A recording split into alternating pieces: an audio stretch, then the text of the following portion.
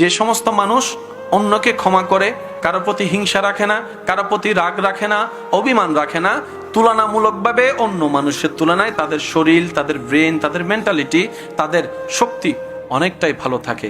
উনি গবেষণা করে পরামর্শ দিলেন, ক্ষমা করে দাও যদি সুস্থ থাকতে চাও।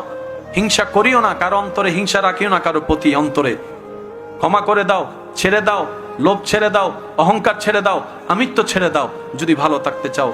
একই পরামর্শ 1450 বছর আগে নবী রহমতুল্লিল আলামিন আমাদেরকে দিয়েছেন। এইরকম পৃথিবীতে অনেক বড় ব্যবসায়ী আছেন যারা পড়ালেখায় তেমন ভালো ছিল না, কিন্তু ওনাদেরকে এমন আল্লাহ পাক দান করেছেন, ওনাদের ফ্যাক্টরিতে চাকরি নেওয়ার জন্য এখন গোল্ডেন এ প্লাস ওয়ালারা লাইন ধরে দাঁড়ায় আছে, কিন্তু উনি পরীক্ষার মধ্যে পাইছিলেন A-। তো সফলতাকে আপনি এটা চিন্তা করবেন না দুনিয়া যেভাবে দেখায়। মুসলমানদের আসল সফলতা কি? কাদ আফলাহা মান যাক্কাহা।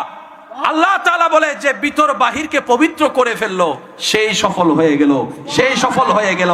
যার চিন্তা পরিষ্কার, যার নজর পরিষ্কার, যার জবান পরিষ্কার, যার হাত পরিষ্কার, যা পা পরিষ্কার, যার মন পরিষ্কার, তার ছোট্ট ছোট্ট নেক আমল ও হাসরের ময়দানে বিশাল আকারের সওয়াবের পাহাড় হয়ে যাবে।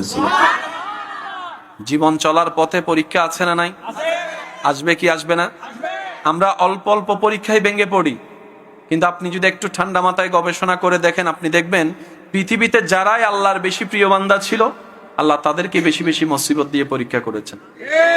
কারবালার ময়দান ইমাম হুসাইনের যেই ট্রাজেডি, যে কষ্ট, যে পরীক্ষা, যে মুসিবত, তার 1000 ভাগের 1 ভাগ কষ্ট আল্লাহ পাকে এখন আপনাকে আমাকে ফেলে নাই। আইয়ুব নবীর শরীরের যে যন্ত্রণাদায়ক কষ্ট, এরকম পরীক্ষায় আল্লাহ আপনাকে আমাকে ফেলে নাই। ইউনুস পয়গম্বরের মাছের পেটে থাকার সেই কঠিন মুহূর্তের যন্ত্রণায় আল্লাহ আপনাকে আমাকে ফেলে নাই। আল্লাহ তাআলা প্রিয় যাদেরকে ভালোবাসেন কিংবা যাদেরকে